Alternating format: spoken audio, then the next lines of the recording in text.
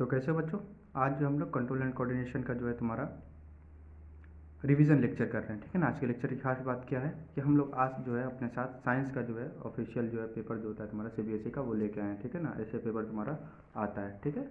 तो ये जो हम लोग सॉल्व करेंगे, इसमें क्या कंट्रोल एंड कोऑर्डिनेशन का क्वेश्चन। वैसे जो इस पर एक सेपरेट वीडियो तुम्हारा आएगा, ठीक है ना, एग्जाम से 10 दिन पहले इसको सॉल्व करेंगे हम लोग सब लोग साथ में बैठ कर। ठीक है। आज के लेक्चर में 24 का क्वेश्चन तो हम लोग करेंगे, साथ में जो है हम लोग 2009 से लेकर 2023 तक के सारे क्वेश्चन पीवाईक्यू जो है कंट्रोल एंड कोऑर्डिनेशन के करेंगे। उससे पहले हमको चीज़ों को रिलेट करने आना चाहिए। कहने का मतलब क्या है, न्यूरल सिस्टम को केमिकल सिस्टम से मिलाने आना चाहिए और मिला हुआ क्वेश्चन करने आना चाहिए। और ये भी पता होना चाहिए कि क्वेश्चन किस तरह से फ्रेम होते हैं। ठीक है ना। कौन से टॉपिक में और करके क्वेश्चन पूछा जाता है। ठीक है ना। सारा टॉपिक पढ़ने की ज़रूरत ही क्या है। ठीक है ना। कुछ जगह से और में क्वेश्चन आते हैं। ठीक है। और कहाँ से क्या क्या क्वेश्चन आता है कि तुम लोग एग्जाम से पहले जो है ज़्यादा इधर उधर नहीं भागो, इसीलिए जो है ये शानदार सा नोट्स जो है बनाए हैं। ठीक है ना। इसी नोट्स में जो आखिरी में पीवाईक्यू है, तुम लोग जो है टेलीग्राम ज्वाइन कर लेना फटफट। ठीक है ना। लेक्चर के बाद ज्वाइन करना। ठीक है ना। अभी क्या के ज्वाइन करोगे, लेक्चर के बाद जो टेलीग्राम ज्वाइन करना, वहाँ से डाउनलोड कर लेना। खास बात क्या है, इससे तुम लोग रिवाइज कर लोगे और उसमें जो तुमको साथ में पीवाईक्यू जेन्युइन पीवाईक्यू मिलेगा ना, फालतू का पीवाईक्यू नहीं मिलेगा, कुछ भी भर दिए। ठीक है ना। मिड टर्म का क्वेश्चन, एकदम एनुअल एग्जाम वाला क्वेश्चन सब तुमको मिलेगा। आगे और शुरू करते हैं आज के कार्यक्रम को। तो चैप्टर को शुरू करने से पहले एक चीज़ तुमको पता होना चाहिए कि बॉडी में जो भी एक्टिविटीज़ होती हैं बच्चों, बॉडी में जितनी भी एक्टिविटीज़ होती हैं उसको रेगुलेट करने के लिए हमारे पास दो सिस्टम होता है, केमिकल सिस्टम और एक तुम्हारा नर्वस सिस्टम। आज के बाद बोलोगे, all the activities of the body are regulated by two system, chemical system and the endocrine system. बच्चों बात करें, एक तुम्हारे पास ऐसा सिस्टम होना चाहिए तुमको झट से काम करके दे, एक सिस्टम ऐसा होना चाहिए जो तुमको अगर ज़रूरत है लंबे समय तक किसी चीज़ की तो उस तरह का काम करने के बाद सिस्टम होना चाहिए, तुमको झट से काम करके देने वाला होता है नर्वस सिस्टम। और तुमको स्लो काम करके आराम आराम से जो है काम करके देने वाला तुम्हारे जैसा सुस्त जो आज ये रिवीजन लेक्चर देख रहा है, ठीक है ना, वो एंडोक्राइन सिस्टम होता है। तो बात करते हैं हम लोग नर्वस सिस्टम की। पहला जो आएगा कोऑर्डिनेशन। कोऑर्डिनेशन क्या होता है, तुमसे बोर्ड में कभी डिफिनेशन नहीं पूछेगा, तब भी समझ लो बच्चों, बॉडी में जो है अलग अलग ऑर्गन्स जो होते हैं बच्चों, बॉडी में अलग अलग ऑर्गन इंटरेक्ट करते हैं बच्चों, किसी स्पेसिफिक फंक्शन को जो है सेल या टिश्यू के लेवल पे तुमको करके देने के लिए इसे कोऑर्डिनेशन कहते हैं। ठीक है ना। अलग अलग जो है तुम्हारे ऑर्गन्स के बीच में जो समन्वय जो बैठता है, कोऑर्डिनेशन करते हैं उसको इंग्लिश में। ठीक है। आगे आओ, मेन पर्पस जो होमियोस्टेसिस मेंटेन करना होता है। ठीक है ना। आगे आओ, इसके बात करते हैं हम लोग न्यूरल सिस्टम की। तो न्यूरल सिस्टम तुम्हारा जो है एक ऑर्गेनाइज नेटवर्क प्रोवाइड करता है, point to point connection, quick coordination की। अगर बात करें हम लोग न्यूरल कोऑर्डिनेशन की, तो न्यूरल कोऑर्डिनेशन तुम लोग को पता होगा, न्यूरल कोऑर्डिनेशन तुम्हारा फास्ट होता है। तब बोलोगे फास्ट क्यों होता है सर, क्यों होता है कि न्यूरल कोऑर्डिनेशन में जो कनेक्शंस होते हैं पॉइंट टू पॉइंट होते हैं। हम लोग आगे जाके जब न्यूरॉन पढ़ेंगे, न्यूरॉन में देखेंगे कि हम लोग स्ट्रक्चर्स, न्यूरॉन जो होता है, एक न्यूरॉन, ये समझो कि ये जो खंड जो है मेरे जैकेट का, ये एक न्यूरॉन है। देखो इसके बाद जो है दूसरा खंड कितना बड़ा है, ज़्यादा ही बड़ा है। ठीक है ना, न्यूरॉन। ठीक है। तो ये भी दूसरा न्यूरॉन है। तो पॉइंट टू पॉइंट कनेक्शन एक दूसरे से जुड़े हुए रहते हैं, इसी को कहते हैं। ठीक है ना। और ये जो है ऐसे जुड़ते जुड़ते कहाँ तक पहुँच जाते हैं, ब्रेन तक पहुँच जाते हैं। फिर वहाँ से जो है वापस कहाँ पे आ जाते हैं, हाथ के पास। तो इन्फॉर्मेशन लेके दौड़ के जाएगा, ठीक है ना, शिकायत करने अम्मी को, फिर जो है वापस आएगा रिएक्शन देने। ठीक है। आगे इस वजह से जो है वो फास्ट होता है। ठीक है। आगे तुम लोग समझोगे न्यूरल सिस्टम एंडोक्राइन सिस्टम। तो न्यूरल सिस्टम तुम्हारा जो होता है पॉइंट टू पॉइंट होता है। क्यों होता है sir point to point neural system is point to point for a quick coordination for a faster response. बस ऐसे याद रखना, neural system point to point for a quick coordination for a faster response. तुम्हारा neural system खत्म। Endocrine system बच्चों ऐसा system जिसमें तुम्हारे केमिकल रिलीज हों, यानी the chemicals which are secreted by the endocrine system और the endocrine gland which are called hormones. ठीक है ना। हार्मोन्स कुछ नहीं, जो केमिकल तुम्हारे सिक्रेट करते हैं इंडोक्राइन ग्लैंड, इसी को जो हम लोग हार्मोन्स कहते हैं बच्चों। और ये हार्मोन्स जब रिलीज हो रहे हैं, ठीक है ना, नर्वस सिस्टम में काम सारा कौन कर रहा है, न्यूरॉन। ठीक है ना, न्यूरॉन कर रहा है। तो तुम्हारा जो हार्मोन्स रिलीज होते हैं कहाँ, ब्लड स्ट्रीम में तुम्हारे रिलीज होते हैं। कितना अमाउंट में होता है, ट्रेस अमाउंट में होते हैं। ट्रेस मतलब कम अमाउंट में होते हैं। तुमको पता होना चाहिए हार्मोन के थ्रू होता है। हार्मोन कहाँ रिलीज होता है, आगे तुम लोग पढ़ेंगे, किसमें होता है, ब्लड में। खत्म।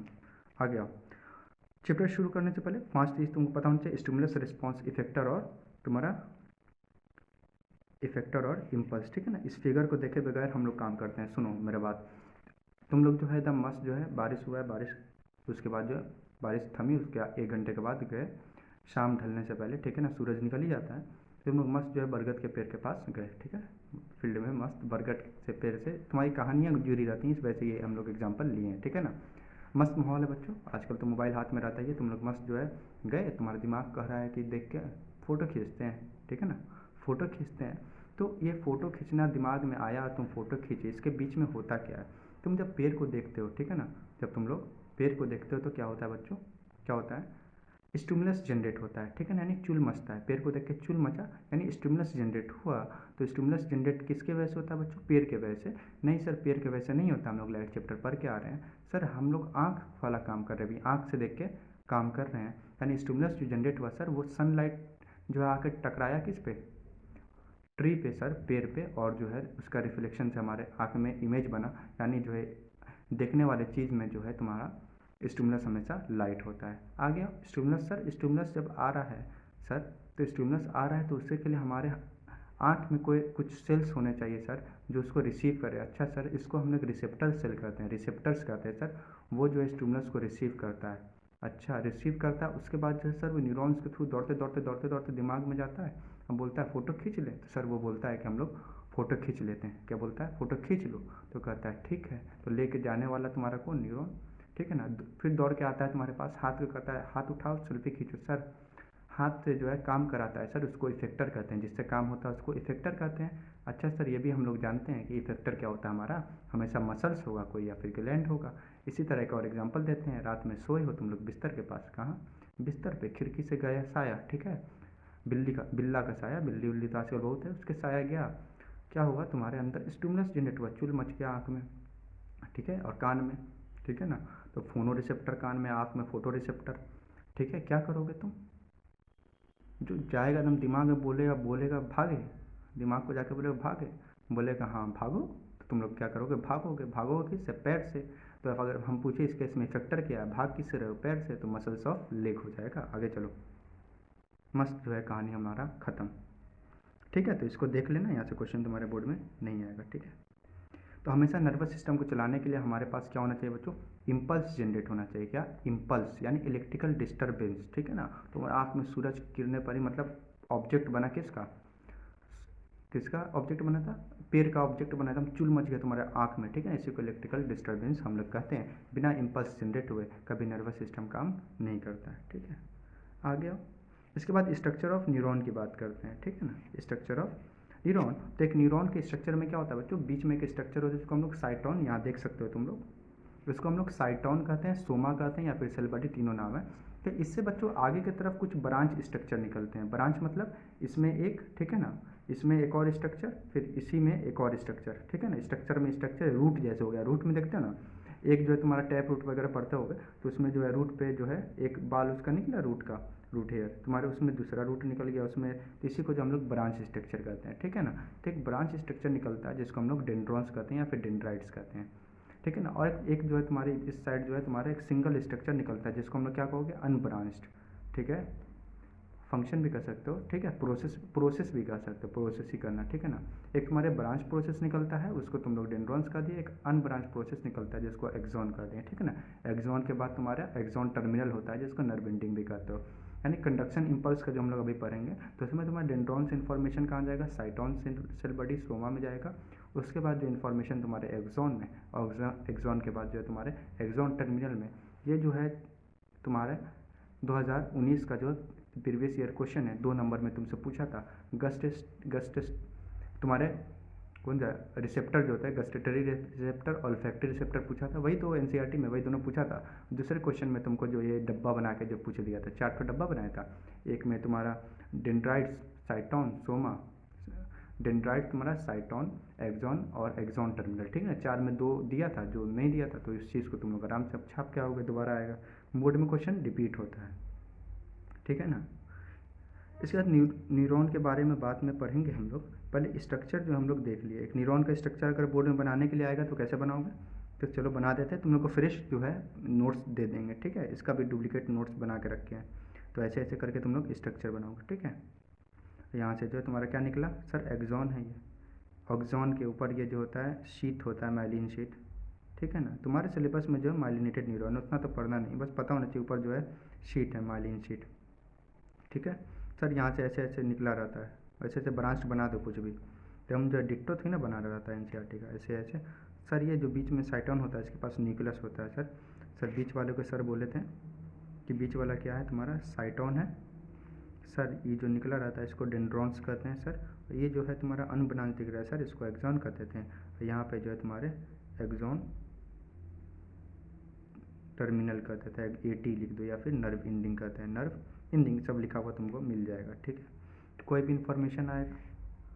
इन्फॉर्मेशन आएगा तो डेंड्राइट इसको रिसीव करेगा, उठा के फेंकेगा कहाँ, साइटोन, साइटोन उठा के फेंके एक्सॉन, एक्सॉन उठा के फेंकेगा एक्सॉन टर्मिनल पे। ऐसा ही सीक्वेंस तुम्हारा चलते रहेगा, हम लोग अभी तुरंत देखते हैं। तो इस तरह के तुम लोग स्ट्रक्चर आराम से एग्जाम में खुद से बना सकते हो। कितना ईजी स्ट्रक्चर। आगे चलते हैं। स्ट्रक्चर भी तुमसे रिसेंट PYQ में पूछा जा चुका है। ठीक है, हम लोग देखेंगे रिसेंट PYQ में पूछा जा चुका है, स्ट्रक्चर वाला होगा कहीं पे। ठीक है ना, उसी वक्त हम लोग देख लेंगे आगे। इसके बाद कंडक्शन, हम अगला क्वेश्चन जो NCERT के पेज पे है तो तुम्हारे कंडक्शन है किसका, नर्व इम्पल्स का कंडक्शन का था, कैसे होता है। उससे पहले रिसेप्टर की बात करते हैं। तुम्हारे सिलेबस में 2 रिसेप्टर है। तुम्हारे सिलेबस में कितना रिसेप्टर है बच्चों, तुम्हारे सिलेबस में 2 रिसेप्टर है। गस्टेटरी रिसेप्टर तुम्हारे टंग में होता है, और ऑल्फैक्टरी तुम्हारे कहाँ होता है, नोज़ में होता है। ठीक है ना, ऑल्फैक्टरी जानते ही हो, गस्टेटरी टंग में। बस ये दोनों क्वेश्चन पूछेगा। अगला क्वेश्चन यहाँ से जो पूछेगा तुम्हारा, पूछेगा conduction of nerve impulse. Nerve impulse का कंडक्शन कहाँ से होता है सर, हम लोग को मालूम है सर, डेंड्राइट्स इन्फॉर्मेशन को उठाएगा सर, फेंकेगा साइटोन। ठीक है ना, साइटोन, डेंड्राइट्स जो है तुम्हारा यहाँ पे लिखा होगा, देखो, डेंड्राइट्स रिसीव करेगा इम्पल्स दूसरे न्यूरॉन से, उठा के फेंकेगा कहाँ, तुम्हारे साइटोन में। साइटोन यानी टुवार्ड द साइटोन। साइटोन से अवे सर कौन लेके जाएगा सर, एक्सॉन लेके जाएगा। एक्सॉन से कहाँ जाएगा, एक्सॉन टर्मिनल, यानी impulse generated are carried by the dendrons. Dendrons से कहाँ जाएगा information, toward the cyton sir. तो इन्फॉर्मेशन वो कैरी कर रहा है, तो साइटोन में सर प्रोसेसिंग होगा। यस सर, साइटोन में क्या होता है, इन्फॉर्मेशन का प्रोसेसिंग होता है सर। अच्छा सर, हम लोग फ्लिपकार्ट से ऑर्डर करते हैं तो प्रोसेसिंग हो जाता है, उसके पास जो होता है सर ट्रांसमिट होता है, ट्रांजिट जो लिखा है ट्रांसपोर्टेशन होता जाता है, ट्रांसमिट होता है उसको। अच्छा सर, तो उसके बाद एक्सॉन का काम जो ट्रांसमिट करेगा, उस सिग्नल को आगे भेजेगा। ठीक है, तो उसके बाद एक्सॉन टर्मिनल के पास, तो तीनों याद।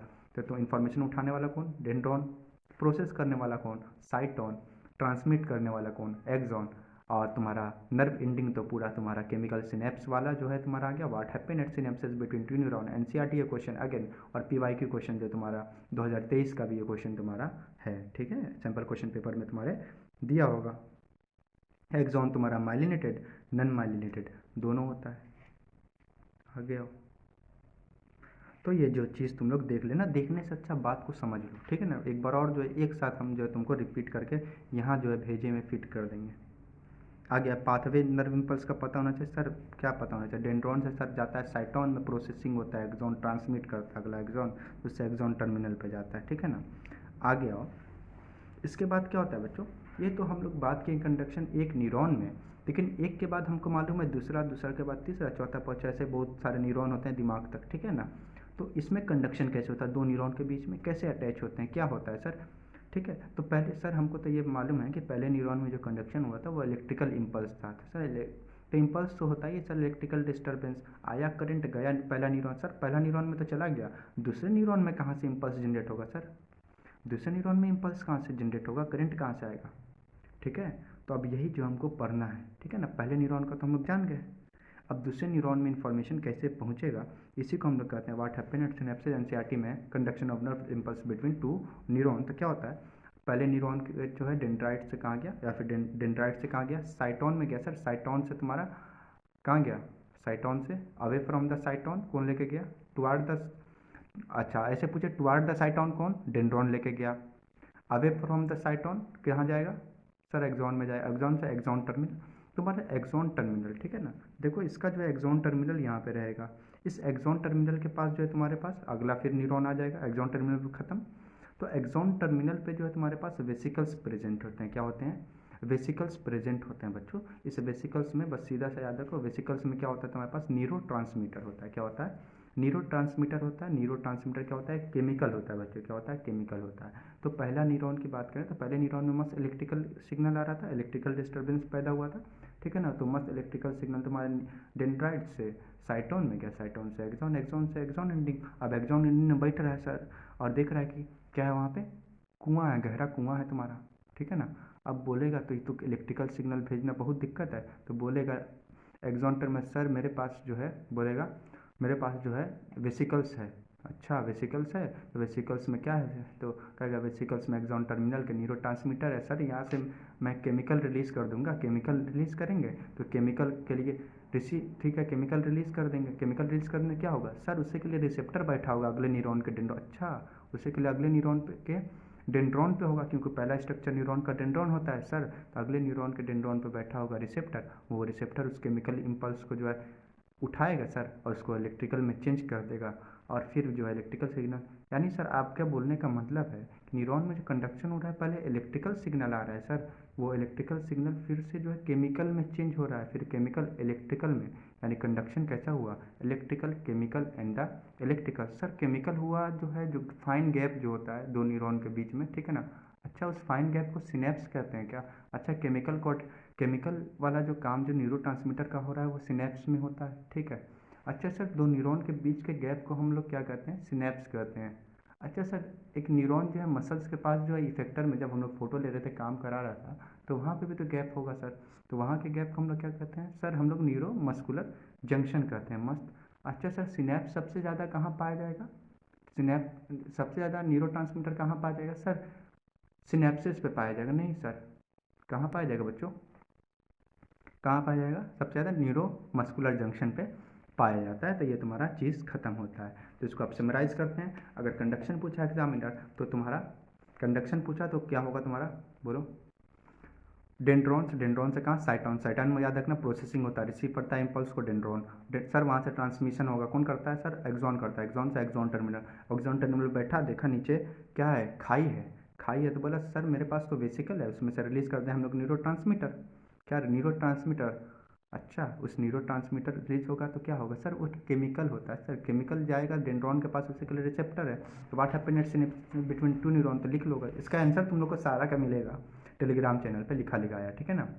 तो व्हाट हैपन एट, वैसे भी गूगल करने आजकल तो जेमिनी आ गया है, पूरा आंसर तो बता दे रहा है मस्त, ठीक है ना। तो ये सब जो है तुम लोग लिख लोगे, फिर वहाँ से जो केमिकल जो डेंड्रॉन से जो है चेंज हो जाएगा फिर से इलेक्ट्रिकल में, फिर कंडक्शन तुम्हारा होते जाएगा, ठीक है, एक न्यूरॉन से दूसरे न्यूरॉन में।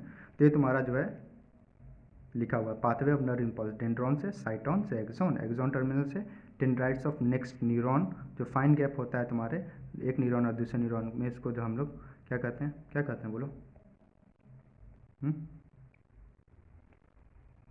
सिनेप्सिस कहते हैं। तो ये फिगर जो है बनाने की कोई ज़रूरत है नहीं, वैसे देख लो, ये जो है तुम्हारे पास सिनेप्स वेसिकल्स है, इस वेसिकल्स के पास न्यूरोट्रांसमीटर है, ये रिलीज़ हो रहा है यहाँ पे गैप में।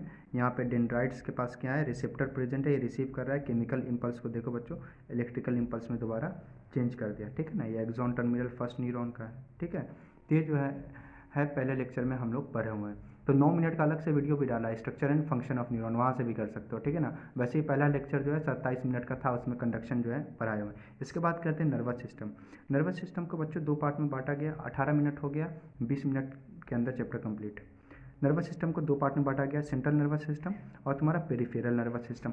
सेंट्रल नर्वस सिस्टम तुम्हारा क्या होता है, ब्रेन और स्पाइनल कॉर्ड होता है, पता होगा। लेकिन पेरिफेरल नर्वस सिस्टम क्या होता है सर, ब्रेन में से जो तुम्हारे नर्व निकलते हैं, तो ब्रेन से क्या निकलता है, तुम्हारे नर्व फाइबर निकलते हैं सर, वही जो है मिलके क्या बनाता है तुम्हारा peripheral nervous system. Sir brain से निकला तो क्रेनियल नर्व सर, और तुम्हारे स्पाइनल कॉर्ड से निकला है तो स्पाइनल नर्व, यानी तुम्हारे क्रेनियल एंड स्पाइनल नर्व मिलके क्या बनाता है, पेरिफेरल नर्वस सिस्टम, ठीक है ना। लेके जाने वाला सेंट्रल नर्वस सिस्टम, काम कराने वाला पेरिफेरल नर्वस सिस्टम, ऐसे भी याद रख सकते हो, ठीक है ना। तो तुम्हारे नर्वस सिस्टम में सेंट्रल नर्वस सिस्टम का पार्ट ब्रेन और स्पाइनल कॉर्ड होता है, पेरिफेरल नर्वस सिस्टम का पार्ट तुम्हारा सोमैटिक नर्वस सिस्टम होता है बच्चों, और ऑटोनोमस नर्वस सिस्टम होता है। बस इतना याद रखना, ये सब जो याद रखने का ज़रूरत नहीं है।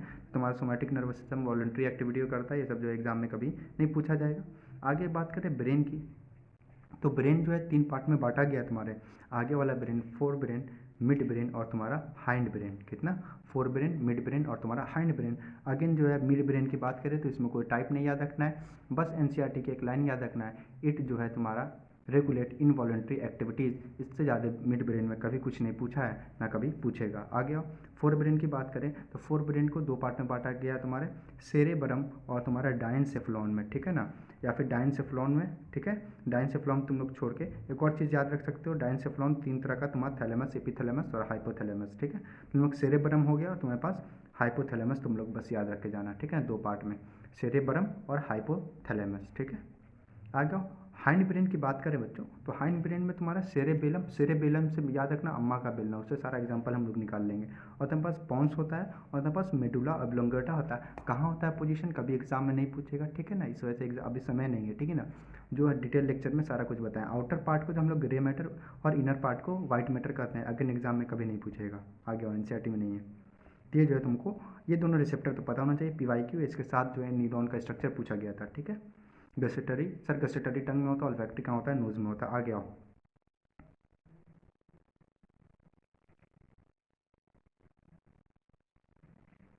आगे आओ, ज़्यादा आगे आगे, ठीक है। ब्रेन, इसके बाद जो ह्यूमरल नर्वस सिस्टम, ह्यूरम, देखो सीक्वेंस गड़बड़ा गया, ब्रेन पहले ही बता देते हैं हम, उसके बाद फिर ब्रेन बताते हैं, ठीक है। आगे human neural system, central nervous system, peripheral nervous system. Central nervous system, brain, spinal cord. Brain कहाँ होता है सर, एक जो है क्रेनियम या फिर स्कल में होता है। तुम्हारा स्पाइनल कॉर्ड कहाँ होता है, कहाँ होता है स्पाइनल कॉर्ड, बोलो वर्टेब्रल कॉलम में होता है, पीछे वाले रीढ़ की हड्डी को वर्टेब्रल कॉलम कहते हैं या फिर बैक बोन कहते हैं हम लोग, ठीक है। आ गया हो, तो ये भी तुम्हारा पीवाईक्यू एक और निकल गया, वो भी सब्जेक्टिव पीवाईक्यू निकला है, ऑब्जेक्टिव नहीं, सब्जेक्टिव पीवाईक्यू। इसके बाद आओ पेरिफेरल नर्वस सिस्टम, तुम्हारे पास दो नर्व फाइबर होता है, ठीक है ना, तुम्हारे पास दो नर्व फाइबर होता है, एफेरेंट और इफेरेंट। आगे आओ, जो तुम्हारा इन्फॉर्मेशन लेके जो दौड़ के जो ब्रेन के पास भाग रहा था उसको सर हम लोग सेंसरी कहते हैं, बताने की ज़रूरत नहीं था वैसे, जो इन्फॉर्मेशन दौड़ के भाग रहा था, हम फोटो खींच लिए हैं, तो जो तुम्हारा सेंसरी न्यूरॉन था वापस आया, हाँ खींच लो खींच लो खींच लो, मोटर न्यूरॉन था, उसी को जो एफरेंट नर्व फाइबर कहते हैं सेंसरी को, और फिर जो है इफरेंट नर्व फाइबर हम लोग कहते हैं किसको, मोटर न्यूरॉन को। वैसे भी ए और तुम्हारा ई याद रख सकते हो, जाने वाला सेंसरी था, एफरेंट नर्व फाइबर आने वाला ये खत्म। ये भी तुमसे नहीं पूछा कि एफरेंट नर्व फाइबर क्या होता है, ठीक है। इफरेंट नर्व फाइबर कहाँ पे आएगा तुम्हारा, अच्छा इफेरेंट नर्व फाइबर आके कहाँ पे इन्फॉर्मेशन बताए सर, इफेक्टर पे बताएगा। और एफेरेंट नर्व फाइबर कहाँ जाके इन्फॉर्मेशन बताएगा सर, सेंट्रल नर्वस सिस्टम पे बताएगा, एकदम खत्म। इफेरेंट मतलब मोटर है, मोटर आके तुम्हारे हाथ को बोला था तुम फोटो खींचो, हाथ के muscles of hand is effector है तुम्हारा, ठीक है, खत्म। आज तुम्हारा सेंसरी कहाँ पर जाएगी इन्फॉर्मेशन है, सेंट्रल नर्वस सिस्टम पे, तो इसको बताने की ज़रूरत नहीं है, सब खत्म एक साथ। इसके बाद जो है क्या होता है, अब तुम्हारे साथ जो होता है कभी कभी जो है ऐसी घटनाएं होती हैं, ठीक है ना। अब देखो रिफ्लेक्स एक्शन, रिफ्लेक्स आर्क पे एक डायरेक्ट क्वेश्चन आता है, एक क्वेश्चन आता है how brain is involve in reflex action, इसको साथ ही में ख़त्म कर देंगे। सबसे पहली बात, कोई तुमको जो है क्या किया, कोई तुमको थप्पड़ मारा एकदम मस्त, ठीक है, या फिर हटाओ थप्पड़ वाला एग्जाम्पल मज़ा नहीं आएगा, बेकार है, पुराना हो गया, ठीक है, पिन चुबाने वाला पुराना हो। इलेक्ट्रिक सॉकेट पे हाथ डाले, ठीक है, करंट मारा, ठीक है ना, हाथ वहीं रखे हो, ऐसा होता है, नहीं होता, हाथ हटा ले तो यहाँ पे नर्वस सिस्टम में कौन क्या काम कर रहा है, तो ऐसा सिस्टम ऐसा जो काम हम लोग करते हैं, ठीक है ना, इसमें हम लोग हाथ रखें बिना सोचे ना कुछ हो, ठीक है ना, कुछ सोचे वोचे नहीं, अपना हाथ हट गया, ठीक है ना, अनकॉन्शियस माइंड, दिमाग चल भी नहीं ना, रख के हाथ हट गया, ऐसे रखो ऐसे हट गया, इसको जो हम लोग कहते हैं रिफ्लेक्स एक्शन, ठीक है ना। ये हटाने उठाने में जो तुम्हारा जो हटाने उठाने क्या कहते हैं उसको, पाथ कवर होता है, इस हटाने हम लोग क्या क्या हमारे हाथ से लेके यहाँ तक में काम हुआ, ठीक है ना, इसी को हम लोग रिफ्लेक्स आर्क कहते हैं, यानी the pathway of the reflex action is called reflex arc, खत्म तुम्हारा। तो इसको देखो, विदाउट कॉन्शियस इफॉर्ट और thought and require the involvement of a part of a central nervous system is the reflex action. तुम्हारा रिफ्लेक्स एक्शन में spinal cord involve होता है, याद रखना, ब्रेन जो होता है इनडायरेक्टली होता है। बोलो हाउ ब्रेन, क्वेश्चन आया था 2023 में, how brain is involve in तुम्हारे, या फिर 24 में था भी देख लेंगे, how brain is involve in क्या तुम्हारा रिफ्लेक्स एक्शन। अरे सर बोले थे सेंट्रल नर्वस सिस्टम में, यहाँ पे स्पाइनल कॉर्ड होता है, ब्रेन पूछ दिया है। अच्छा तो तुम लोग एक बार सोच के देखना, एक बार जो है तुम लोग सॉकेट पे जो है हाथ डाल दिए, करंट मार दिया, ज़िंदगी में दोबारा वहाँ पे कभी हाथ डालने जाओगे क्या सर, नहीं डालने जाएंगे सर। तो क्या मतलब आपके बोलने का मतलब है, एक बच्चा बोला सर मेमोरी बन गया था सर, यादें हो बन गई थी, यानी ब्रेन तुम्हारा मेमोरी बना के रख ले रहा है हर एक इवेंट का, ठीक है ना, कि दोबारा तुम कहोगे ना ना ना ना ना यहाँ तक नहीं जाना है, ठीक है ना, टच नहीं करना है, ठीक है ना, सेरेबेलम वाला काम में भी वही आएगा, ठीक है, ना ना ना ना तुम लोग करोगे, ठीक है।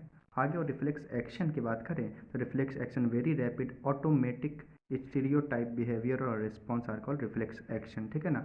बिना दिमाग में सोचे समझे जो काम हो जाए, अंग्रेजी में लिखो क्या ना, विदाउट कॉन्शियस इफर्ट और thought require the involvement of the part of the central nervous system is called reflex action. या फिर इजी था तुमको जो गूगल जेमिनी भी आजकल आंसर दे देगा, ठीक है।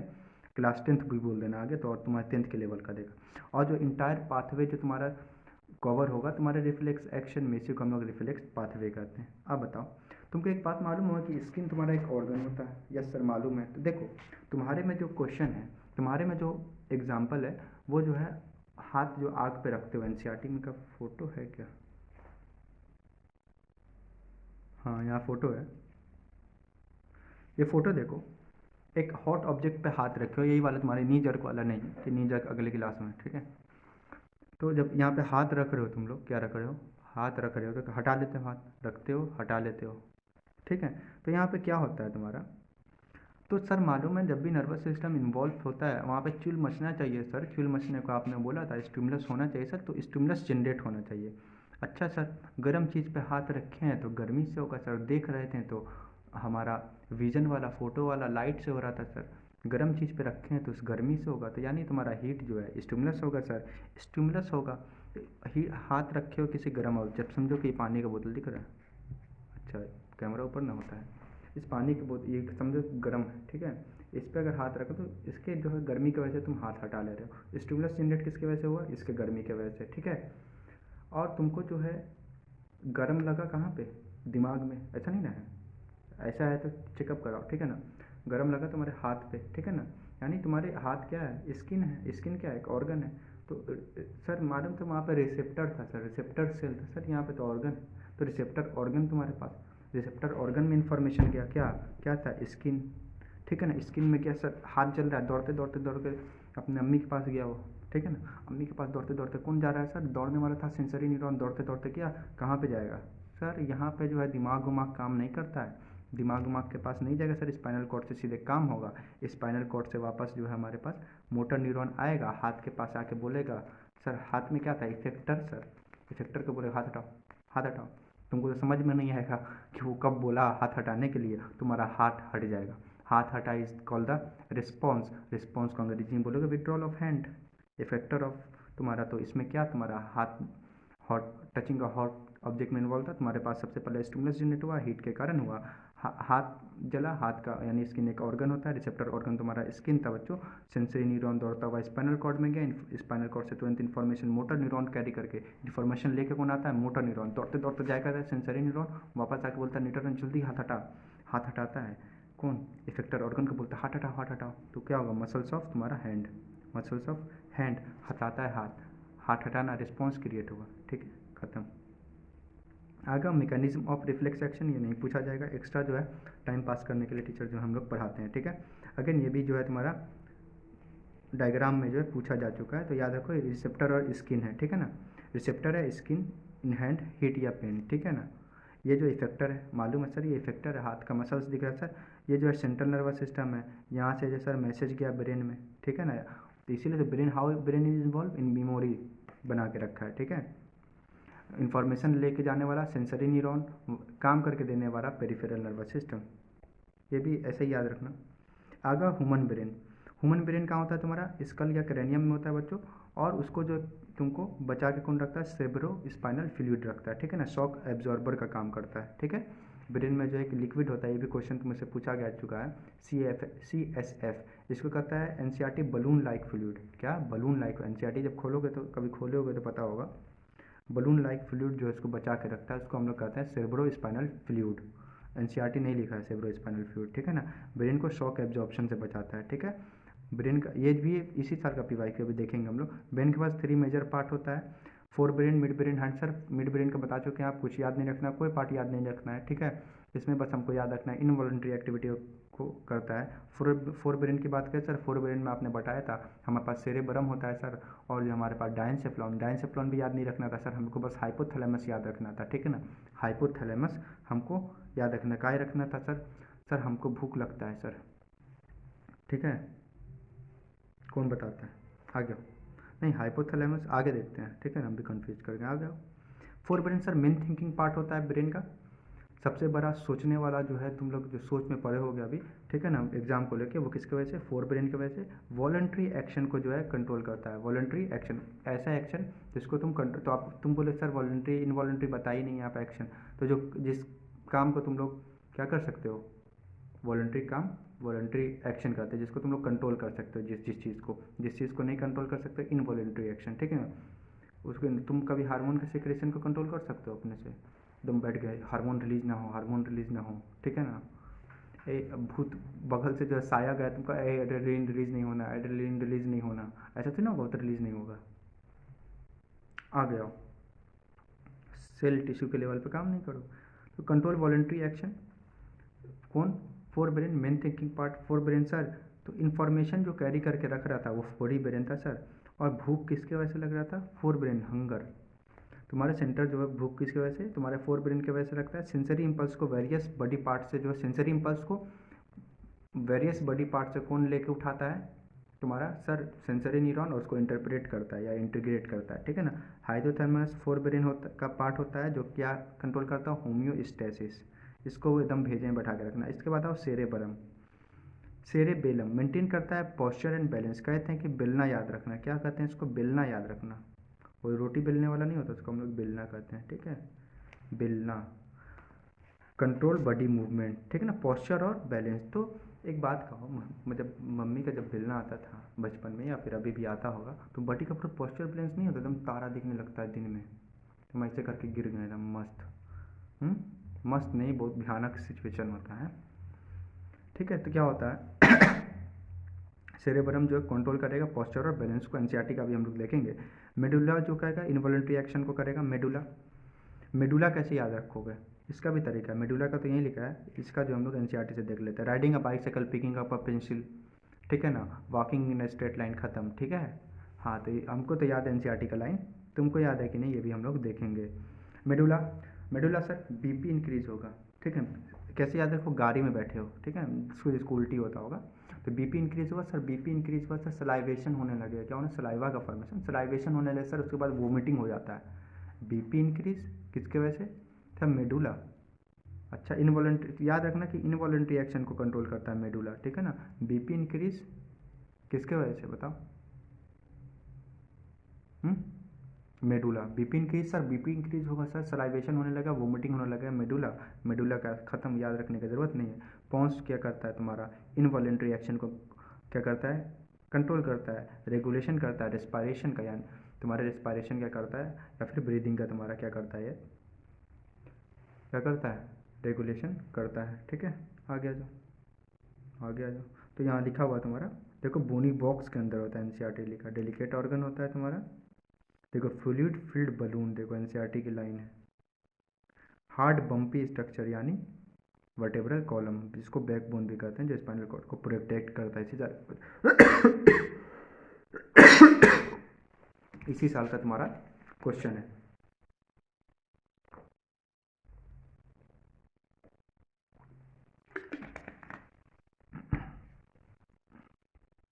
खत्म।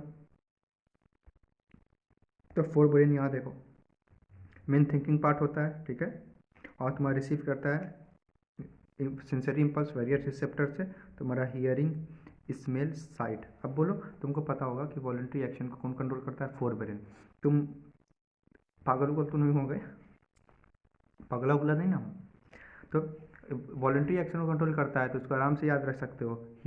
उल्टी को कंट्रोल कर सकते हो क्या, सलाइवेशन को कंट्रोल कर सकते हो, सलाइवा के फॉर्मेशन को, बीपी को कंट्रोल कर सकते हो, नहीं ना कर सकते हो। इनवॉलंटरी एक्शन कौन करता है उसको, सर हमारा हाइंड ब्रेन करता है, ठीक है।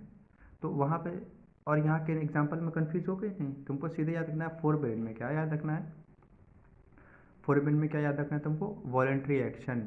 हम बोले कि हंगर, तुम्हारा फोर ब्रेन। हम बोले विजन, विजन यानी साइट, विजन या फिर साइट। सर इसको तो हम लोग कंट्रोल करके आँख बंद कर लिए, नहीं दिख रहा है सर, ये जो होगा फोर ब्रेन होगा। आ गया, या फिर सेरेब्रम। स्मेल, सूंघ रहे, नाक बंद कर देनी, सूंघ, ठीक है। और धीरे धीरे जो है आत्मा जो है ऊपर चढ़ने लगेगी, सर कंट्रोल कर सकते हैं, तुम्हारा फोर ब्रेन आ गया। देखना, हियरिंग कौन, फोर ब्रेन, ठीक है।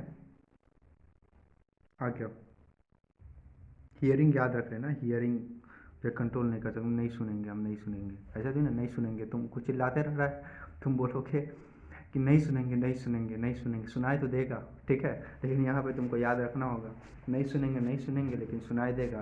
तुम्हारा कौन करता है? फोर ब्रेन करता है, ठीक है ना, हियरिंग। आगे आओ। अच्छा ये बताओ, लेग मसल्स को कंट्रोल करेगा जो वॉलेंट्री मसल्स, क्या है, control the voluntary muscles, leg मत, तुम बताओ, चल वॉकिंग को तुम लोग कर सकते हो ना, लेग मसल्स से तुम लोग रोक सकते हो, नहीं चलने का मन करे, नहीं चलेंगे, क्या होगा, तुम लेग मसल कंट्रोल करना। तो ये सब जो है एग्जांपल जो लिखने की ज़रूरत नहीं है, वैसे आएगा भी नहीं, अगर पूछेगा ऐसा एग्जांपल देकर जिसमें तुम लोग कंट्रोल कर सकते हो किसको, चलने उलने का, तो तुम्हारा फोर ब्रेन वहाँ इन्वॉल्व हो जाएगा, वैसे पूछेगा नहीं। आगे तुमको जो है दिखाना था शेरे बेलम, देखो शेरे बेलम, अम्मा का तुम्हारे बेलना है ये। अच्छा एक बात बताओ, शाम का समय है, ठीक है ना, बिना घर से बताए तुम निकल गए बाहर, चल रहे हो, ठीक है, चल रहे हो, क्या होगा सर? चलने से पहले जैसे ही गेट पे चलते हुए जाएंगे, उड़ता हुआ बेलना आएगा सर, और सर जो है हमको हमारा बॉडी का पोस्चर और बैलेंस बिगड़ जाएगा सर, सेरेबेलम इन्वॉल्व होगा वॉकिंग इन स्ट्रेट लाइन में, पहला खत्म। सर शाम का बज रहा था 4, सर सोचे कि राइड कर लें बाईसाइकिल का, साइकिल चला लें या बाइक चला लें, लेकिन सर जैसे ही फिर से गेट पे पहुँचे सर, फिर अगेन बेलना आके लगा सर पे, सर पोस्चर बैलेंस बिगड़ गया सर, यानी सेरेबेलम इन्वॉल्व है तुम्हारा सर, राइडिंग में बाईसाइकिल भी नहीं करेंगे सर, बेलना इन्वॉल्व है। आ गया सर। तब पेंसिल पढ़ रहे थे सर, उठाएं, पिकिंग अप पेंसिल, बस तुम लोग याद रखना, पिंकी पेंसिल उठाएं, बगल में छोटा भाई बैठा था, उसको चुभो दिए सर। अच्छा सर उसको चुभो दिए पेंसिल, तो सर वहाँ पे जो एक्टिविटी हुआ था, रिफ्लेक्स एक्शन सर हम चेक कर रहे थे कि उसका नर्वस सिस्टम काम कर रहा है कि नहीं, उछल के भाग गया सर, पता ही नहीं चला, ठीक है ना। उसका जो है एक थप्पड़ भी हमको लगा सर, वहाँ पे जो है बेलना उड़ता हुआ आया, सर पे लगा और पोस्चर और बैलेंस को बिगाड़ दिया सर। अगेन वहाँ पे जो हमारा सेरेबेलम जो है इन्वॉल्व है, ख़त्म हो गया। आगे चलो, इंडोक्राइन सिस्टम, इंडोक्राइन सिस्टम बता दिए। इंडोक्राइन सिस्टम आइसोलेटेड ग्लैंड का पार्ट होता है बच्चों, अलग अलग ग्लैंड का, ठीक है ना, एक जगह नहीं होता, आइसोलेटेड मतलब अलग अलग, आइसोलेटेड आइलैंड, ज्योग्राफी पढ़ के आ रहे हो ना, अलग अलग ग्लैंड्स का जो है एक जो है एक ऑर्गेनाइज स्ट्रक्चर में, तुम नहीं पढ़ते हो, सेल से बना टिश्यू, टिश्यू से बना ऑर्गन, ऑर्गन से बना ऑर्गन सिस्टम, ऑर्गन सिस्टम से एक वेल डेवलप्ड ऑर्गेनिज्म बन गया हम या तुम। आगे आओ, केमिकल जो रिलीज़ करता है तुम्हारे इंडोक्राइन सिस्टम या फिर इंडोक्राइन ग्लैंड, उसको हार्मोन कहते हैं हम लोग। डायरेक्टली क्या होता है तुम्हारा, ब्लड में होता है, या वेनस ब्लड नहीं, तुम लोग ब्लड में, ठीक है ना। ट्रांसपोर्ट क्या होता है, टारगेट टिश्यू या टारगेट ऑर्गन पे तुम्हारा जो हार्मोन रिलीज होगा, याद रखना, ठीक है ना। तो ये तो फ्रेश नोट तुमको दे देंगे।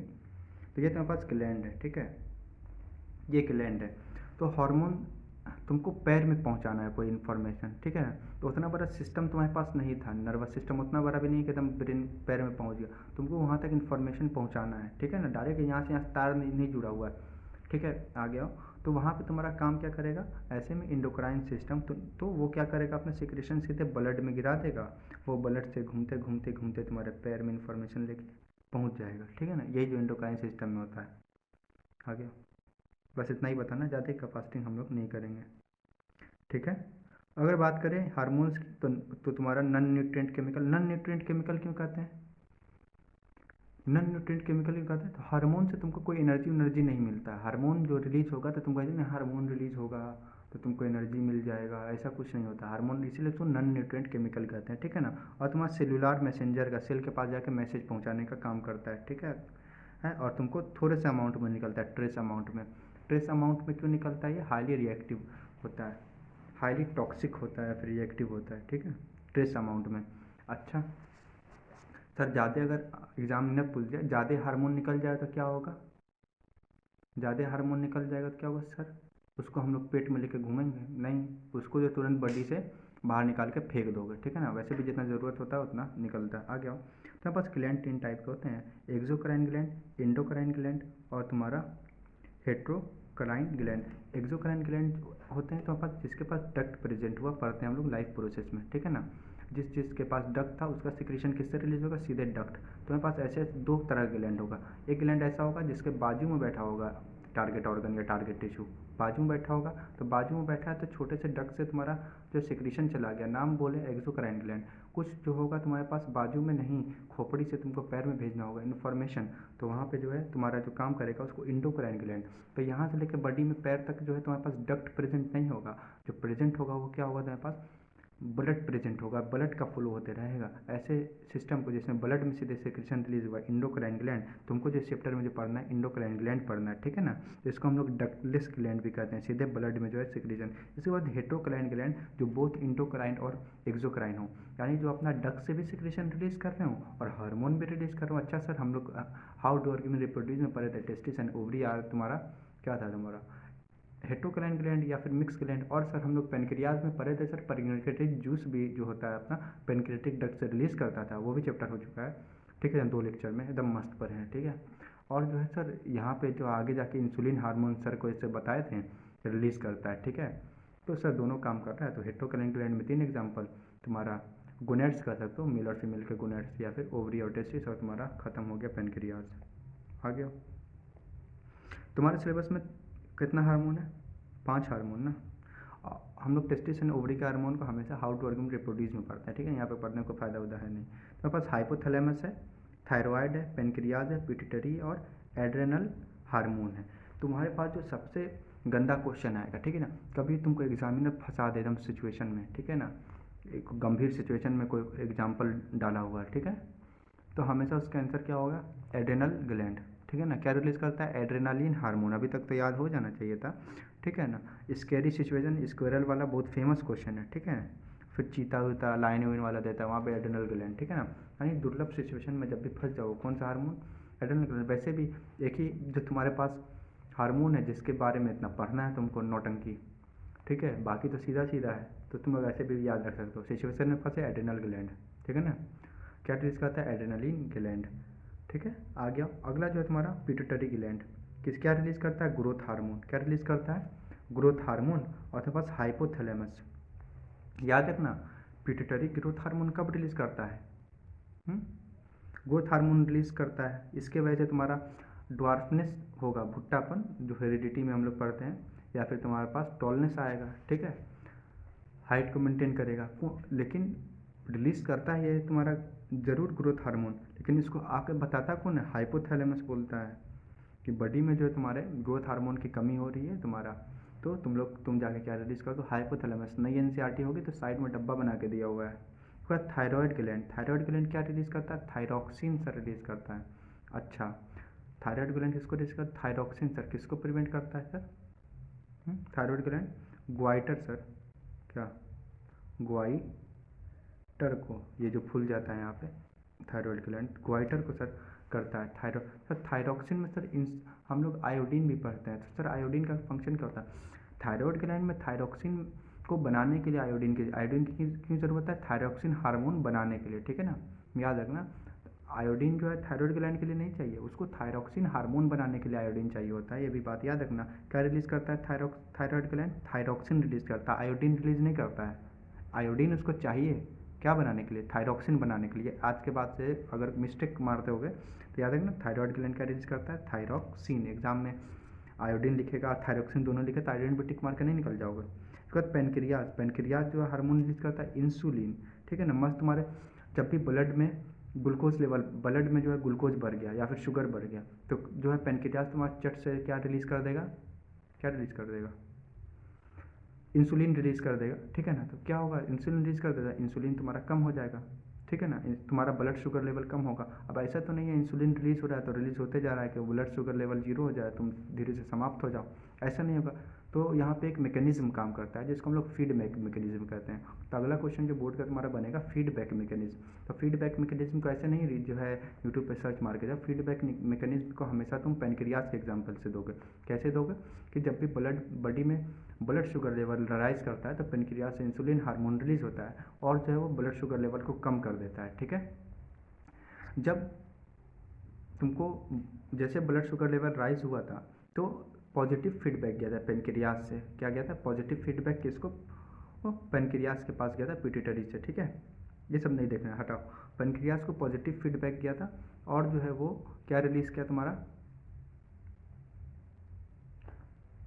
इंसुलिन रिलीज किया, ठीक है ना। अब इंसुलिन का काम हो गया, ब्लड शुगर लेवल कम हो गया, फिर वहाँ से नेगेटिव फीडबैक जाएगा, नेगेटिव फीडबैक जाएगा तो इंसुलिन का जो है सिक्रीशन मतलब रिलीज जो है तुम्हारा रुक जाएगा, ठीक है ना। रिलीज रुक जाएगा तो तुम्हारा ब्लड शुगर लेवल नॉर्मल हो गया, ठीक है ना। एक्स्ट्रा जो है इंसुलिन गिरेगा नहीं, बर्बाद नहीं होगा, तुम्हारा जो है ज़िंदगी बच जाएगा। आगे आओ, तो इसको ही फीडबैक मैकेनिज्म कहते हैं। क्या होता है उसमें?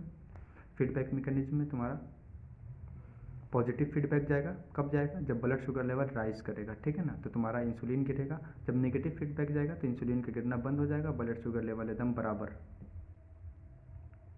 अब जो एड्रिनल ग्लैंड कहाँ पे होता है? अबव द किडनी, किडनी से तुम्हारे ऊपर होता है, ठीक है ना। एड्रिनल ग्लैंड को हम लोग इमरजेंसी हार्मोन भी कहते हैं, इसको इफिनिफ्राइन भी कहते हैं, ठीक है ना।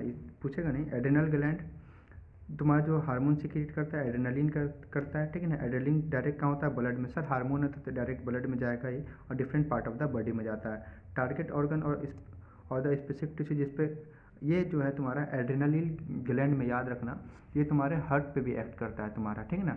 थायराइड थायरोक्सिन हार्ट वर्ड पर एक्ट नहीं करता है, पिट्यूटरी जाके दिल पे एक्ट नहीं करेगा तुम्हारा, या फिर तुम्हारा कौन है वो, और क्या है, और जो भी जो हार्मोन जाके दिल पे नहीं हट करेगा, लेकिन एड्रेनल हार्मोन जो है अलग अलग ऑर्गन टिश्यू पे करेगा, इंक्लूड हार्ट पे करेगा। तो याद रखना, अगर तुम सोए हुए हो, ठीक है ना, सोए हुए हो मस्त, और तुम्हारे जो है बगल वाली खिड़की से जो है बिल्ला का साया गया, ठीक है, क्या होगा तुम्हारे अंदर?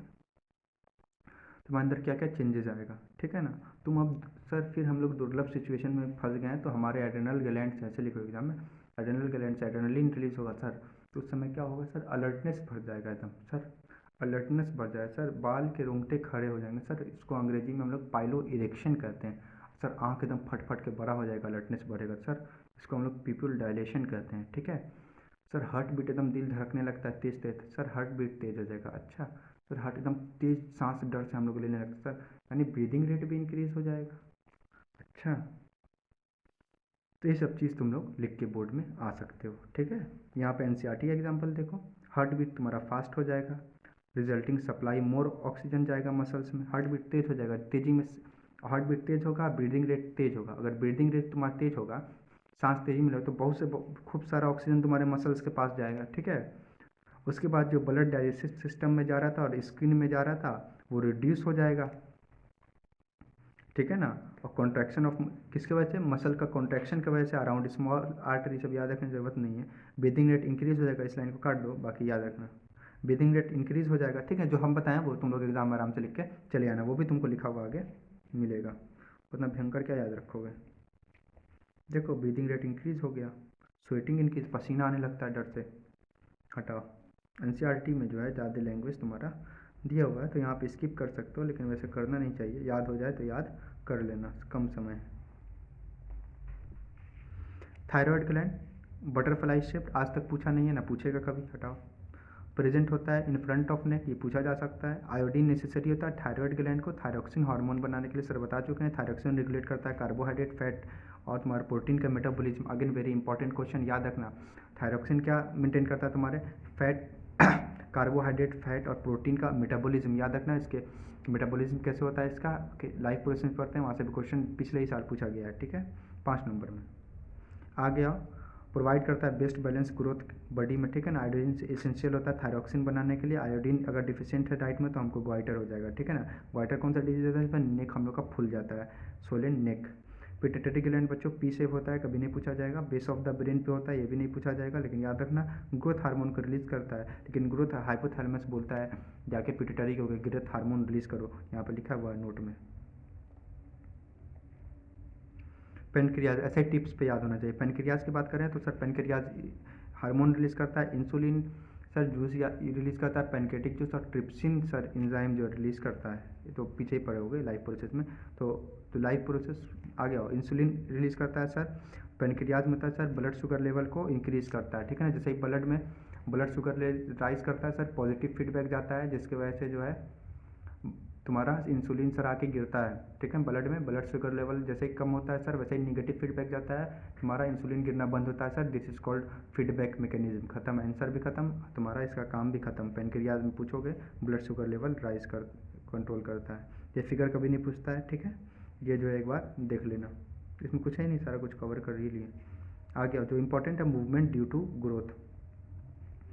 तुमको सबसे पहली बात जो है पता होना चाहिए, देखो मूवमेंट जानते हो, छुई मुई, नास्टिक मूवमेंट, तुमको ना nastic movement, sir nastic movement, nastic movement एक नया मूवमेंट तुम लोग को बताएंगे आज। नेस्टिक मूवमेंट और कौन सा मूवमेंट भाई बताते हैं, क्वेश्चन हम कैसे भूल गए, मैथ वैथ टाइप का था, हाँ कर्वेचर मूवमेंट, कर्वेचर मूवमेंट। ये सब पढ़ने से पहले बताओ, मूवमेंट दो टाइप का होता है बच्चों तुम्हारा, मूवमेंट दो टाइप का, क्या मूवमेंट दो टाइप का होता है तुम्हारा, ग्रोथ डिपेंडेंट मूवमेंट और एक तुम्हारा होता है ग्रोथ इंडिपेंडेंट मूवमेंट। उसको ग्रोथ से कोई मतलब नहीं है। एक जो होता है मूवमेंट ड्यू टू ग्रोथ होता है, ठीक है ना, एक मूवमेंट की वजह से ग्रोथ ग्रोथ नहीं होता है, ठीक है। तो जो मूवमेंट ड्यू टू ग्रोथ होता है इसको हम लोग कहते हैं कर्वेचर मूवमेंट। इसी कर्वेचर मूवमेंट का दूसरा नाम है ट्रॉफिक मूवमेंट। क्या कहते हैं, ट्रॉफिक मूवमेंट। नास्टिक मूवमेंट जिस ग्रोथ इंडिपेंडेंट, ग्रोथ से मतलब नहीं है उसके मूवमेंट को, उसको हम लोग नास्टिक मूवमेंट कहते हैं, ठीक है ना, जिसमें ग्रोथ इन्वॉल्व नहीं हो, ठीक है। अगेन गूगल कर लेना आंसर, जेमिनी कर लेना, गूगल ही का तो जेमिनी है, ठीक है ना, 1.5 फ्लैश नाम जो है। नेस्टिक मूवमेंट क्या होता है, छुई मुई के प्लांट को छुए होगा कभी, हम तो आज तक नहीं छुए ना देखे हैं तो क्या होता है, आगे से पकड़ो छुओ या पीछे से पकड़ो, ठीक है ना, ऐसे करो या इधर से, ये जैसे है इधर से टच करो या फिर इधर से टच करोगे, ठीक है ना, ठीक है, वो जो है तुरंत सिकुड़ जाएगा। क्या होता है इसमें, फिर क्या होता है छुई मुई के प्लांट में, जैसे ही उसको टच करोगे तो वाटर रिलीज कर देगा, ठीक है ना, वाटर रिलीज कर देगा और क्या होगा, श्रिंक हो जाएगा। जैसे ही जो है हटोगे वाटर को जो है एब्जॉर्ब करके जो है फूल जाएगा, ठीक है। तो क्या होता है उसके अंदर, देखो देखो इतना ही जानना ही है अभी। कोऑर्डिनेशन इन प्लांट, देखो एनिमल के पास जो है बहुत अच्छा खासा नर्वस सिस्टम था कंट्रोल एंड कोऑर्डिनेशन के लिए बॉडी एक्टिविटीज़ के, ठीक है। प्लांट के पास नर्वस सिस्टम है क्या, नहीं है, लेकिन वो कैसे रिस्पॉन्ड करता है सर, कैसे रिस्पॉन्ड करता है, देखो कैसे करता है। अगर हम लोग टच करें छुई मुई मिमोसा फैमिली का जो है प्लांट है, किसका, मिमोसा फैमिली, ये भी याद होना चाहिए। बिगिन टू ड्रूप एंड तो तुम छुई मुई को टच करोगे तो ऐसे हो जाएगा, ठीक है ना, ऐसे इसी को कहता है हम लोग फोल्ड अप हो जाएगा, ड्रूप हो जाएगा, ठीक है। छुई मुई को टच करोगे तो सेंसिटिव होता है टच से, वो टच मी प्लांट कहते हैं। फोल्ड अप सेंसिटिव प्लांट में क्या होता है, क्विक रिस्पॉन्स होता है, क्विक रिस्पॉन्स होता है, स्टिमुलस जनरेट होता है। सीडलिंग में क्या होता है, डायरेक्शनल ग्रोथ, सीडलिंग मतलब सीड लाते हो उसमें ग्रो करते हो तो उससे प्लांट व्लांट पूरा बनता है, तो उसमें ग्रोथ देखना जो है तुम्हारा मूवमेंट की वजह से ग्रोथ होता है। मूवमेंट किसके वजह से होता है, ग्रोथ की वजह से होता है उसमें, ठीक है। मूवमेंट इन प्लांट दो तरह का होता है, ग्रोथ डिपेंडेंट, ग्रोथ इंडिपेंडेंट। अभी हम लोग छुई मुई का देखते हैं। छुई मुई में क्या होता है, प्लांट को जब टच करते हो तो इन्फॉर्मेशन कम्युनिकेट होना चाहिए, ठीक है। प्लांट को टच किए तो दूसरे सेल को भी प्लांट को पता होना चाहिए ना कि इन्फॉर्मेशन ऐसे ऐसे आया है तो पहुंचना चाहिए। तो वो किससे जाता है, इलेक्ट्रिकल केमिकल मीन्स से जाता है सेल टू सेल में। फिर सेल क्या करता है अपने अंदर, पानी का अमाउंट बढ़ाएगा या फिर घटाएगा, यानी क्या होगा, सेल में क्या होगा, स्वेल करेगा फिर श्रिंक करेगा, प्लांट अपना सेल जो अपना शेप और तुम्हारा क्या है, प्लांट सेल और शेप चेंज कर लेगा, ठीक है। तो नास्टिक मूवमेंट में क्या रखोगे, it is a growth independent movement which जो तुम्हारे इस पर डिपेंड नहीं करता है, ठीक है ना। किससे होता है वो, फिर लिखोगे इन द मिमोसा फैमिली, कौन सा प्लांट, छुई मी plant of the mimosa family, समझे समझे। So immediate touch to immediate response to touch to the stimuli, ठीक है ना। जब प्लांट को तुम लोग टच करोगे, ये आराम से ये बना के आना, तो इलेक्ट्रिकल केमिकल मीन से सर इन्फॉर्मेशन हर एक सेल के पास पहुंचना चाहिए, तो वो इलेक्ट्रिकल केमिकल मीन से हर सेल के पास इन्फॉर्मेशन पहुंच जाता है सर। और जो वहाँ पे पानी का जो लेवल ऊपर नीचे करता है, और जो स्वेल करेगा फिर श्रिंक करेगा, स्वेल करेगा तो खुल जाएगा, फुल जाएगा तो खुल जाएगा, और तुम्हारा श्रिंक कर जाएगा तो बंद हो जाएगा, जाकर टच करो उसको, और जब प्लांट शेप और साइज तुम्हारा चेंज कर देगा। आ गया movement due to growth, growth के वजह से मूवमेंट तुम्हारे क्लिम्बर्स में होता है जो पी प्लांट में होता है, ठीक है ना। प्रोवाइड होता है किसके वजह से, टेंड्रिल्स होता है। पी प्लांट में क्या होता है तुम्हारा, टेंड्रिल्स होता है, सेंसिटिव होता है किसके, टच से सेंसिटिव होता है। तो पी प्लांट जब देखोगे उसमें जो टेंड्रिल्स होता है, पी प्लांट जब देखोगे तो उसके जो है तुम्हारे स्टेम में जो है छोटा छोटा जो है ऐसे ऐसे करके राउंड राउंड निकला रहता है। क्या होता है, वो जब किसी ऑब्जेक्ट के पास जाता है तो ऐसे ऐसे तार घूम के जो है उसको पकड़ लेता है, ठीक है, देखे ही होगे, ठीक है। तो उसके अराउंड जो होता है रैप कर जाता है, तो ऐसे मूवमेंट होता है, ये जो आज तक पूछा नहीं गया है, ठीक है ना। नास्टिक मूवमेंट आते रहता है, वैसे नास्टिक मूवमेंट भी बहुत साल हो गया आया हुआ, ठीक है, 2009 में आया था। ये जो है तुम्हारा हो गया। इसका मूवमेंट ड्यू टू ग्रोथ, अब देखो ट्रॉफिक मूवमेंट की बात करें, जो मूवमेंट तुम्हारे ग्रोथ की वजह से होता है, जो मूवमेंट ग्रोथ की वजह से होता है उसको हम लोग ट्रॉफिक मूवमेंट कहते हैं। तुम्हारा 4 तरह का आता है, तुम्हारा फोटोट्रॉफिक, जियोट्रॉफिक और तुम्हारा कीमोट्रॉफिक और तुम्हारा हाइड्रोट्रॉफिक। ठीक है, हाइड्रोट्रॉफिक छुई मुई में क्या होता है, पानी के जो है अमाउंट का एक्सचेंज, अमाउंट का क्या होता है, ज़्यादा होता है कम होता है, उसी से ख़त्म होता है। ठीक है ना, उसी से मूवमेंट होता है, जो लिखा हुआ तुमको मिल जाएगा। फोटोट्रॉफिक मूवमेंट, देखो ट्रॉफिक मतलब तुम्हारा मूवमेंट हो गया। ठीक है, फोटो मतलब लाइट, लाइट के डायरेक्शन में मूवमेंट हो रहा है तो क्या होगा, फोटोट्रॉपिक, पॉजिटिव फोटोट्रॉपिक। ऐसे अक्षय कुमार ऐसे करके नहीं, एकदम ऐसे करके जो है तुम्हारा देखते रहता है अक्षय कुमार का मीम जो देखोगे, तो पेड़ के पास से जाकर खड़े रहना, देखना लाइट ऊपर से आता है, लाइट की तरफ कौन सा पार्ट, सर स्टेम जाता है, सर ऊपर वाला, क्या बात कर रहे हो सर, स्टेम जब लाइट की तरफ जा रहा है, सर लाइट की तरफ गया तो पॉजिटिव सर, और ज़मीन खोद के देखे तो सर रूट ज़मीन के अंदर जाता है, लाइट के अपोजिट डायरेक्शन में जाता है, सर निगेटिव फोटोट्रॉफिज्म। यानी लाइट के फोटोट्रॉफिज्म की बात करोगे तो पॉजिटिव तुम्हारा कौन सा हो जाएगा, स्टेम का मूवमेंट, स्टेम हो जाएगा तुम्हारा। तो अंग्रेजी में देखो कैसे लिखा, movement of plant in response to तुम्हारा लाइट, टुवार्ड द लाइट तुम्हारा फोटोट्रॉफिज्म, तुम्हारा स्टेम का मूवमेंट जो होता है लाइट की तरफ, और तुम्हारा रूट का मूवमेंट जो होता है वो निगेटिव फोटोट्रॉफिज्म होता है। लिखा हुआ है कि नहीं, निगेटिव ट्रॉफिज्म, नहीं होगा तो ऐड कर लेना। आ गया उसी तरह हम लोग जियोट्रॉफिज्म के, जियो मतलब ग्रेविटी डिपेंडेंट, ग्रेविटी देखो नीचे की तरफ सर, नीचे जाता है रूट, सर रूट का मूवमेंट इज निगेटिव जियोट्रॉफिज्म, लेकिन पॉजिटिव जियोट्रॉफिज्म, लेकिन निगेटिव तुम्हारा फोटोट्रॉफिज्म, ऐसे भी याद रखोगे। तुमको एग्जामिनर देगा तो the movement of the root is negatively phototropism, ठीक है ना, और तुम्हारा पॉजिटिवली जियोट्रॉफिज्म, समझे। दूसरा बोथ ए एंड बी, और सी तुम्हारा लिखा रहेगा, कुछ लिख देगा सही, तुम्हारा कीमोट्रॉफिज्म। ठीक है ना, तो वहाँ पे कहो सर बूथ वूथ तो नहीं, वो कीमो मार के चले आते हैं, अगर नहीं याद होगा तो क्या होगा तुम्हारा, तो इस तरह से रिलेट करके पढ़ोगे। तो रूट का मूवमेंट नीचे, तो लाइट के अपोजिट में हो रहा था तुम्हारा निगेटिव फोटोट्रॉफिज्म हो जाएगा, और ग्रेविटी के रिस्पॉन्स में हो रहा है नीचे की तरह, तो पॉजिटिव जियोट्रॉफिज्म हो जाएगा। लाइट का अपोजिट डायरेक्शन, ग्रेविटी का अपोजिट डायरेक्शन में तुम्हारा स्टेम जाता है, तो स्टेम तुम्हारा निगेटिव जियोट्रॉफिज्म का एग्जाम्पल होगा। कीमोट्रॉफिक मूवमेंट, सर कीमोट्रॉफिक क्या होता है, सर कीमोट्रॉफिक, अच्छा सर तुम्हारा हमारे पास सर जो है, जब हम हाउ डू ऑर्गेनिज्म रिप्रोड्यूस पढ़े थे, तो यहाँ पे सर हमारे पास ये था, क्या था, पिस्टिल था, ठीक है ना, और हमारे पास जो है यहाँ पे मेल पार्ट स्टैमेन था, क्या था, स्टैमेन। सर इस एंथर से उड़ता हुआ हमारे पास पोलन ग्रेन स्टिग्मा पे गिर रहा था सर, और स्टिग्मा पे कुछ रिएक्शन सा हो रहा था। अच्छा सर, क्वेश्चन पूछा था हम लोग से प्री बोर्ड में, अब बोर्ड में गया था पोलन ट्यूब जर्मिनेशन, और उसका फिगर बना होता है, सर यही होता है। यहाँ पे पोलन ग्रेन गिरता है जब स्टिग्मा पे, वहाँ पे केमिकल रिएक्शन होता है, और पोलन ट्यूब जर्मिनेट होता है, और यहाँ पे जो ओव्यूल होता है ना, इस ओव्यूल के पास पहुँचता है, ठीक है ना। तो यानी यहाँ से जब केमिकल पोलन ग्रेन आके स्टिग्मा पे गिरा, केमिकल रिएक्शन, और इसी डायरेक्शन में मूवमेंट हुआ, इसी को हम लोग कीमोट्रॉफिक मूवमेंट कहते हैं। एग्जाम्पल क्या हुआ, the formation of pollen tube toward the ovule is called तुम्हारा कीमोट्रॉफिक मूवमेंट। अगेन तुम्हारा ये खत्म हो गया, toward the chemical mean is the positive chemotropic, और तुम्हारा away from the chemical mean is negative chemotropism. कभी तुमसे नहीं पूछेगा पॉजिटिव कीमोट्रॉफिज्म बताओ या फिर नेगेटिव बताओ, ठीक है ना।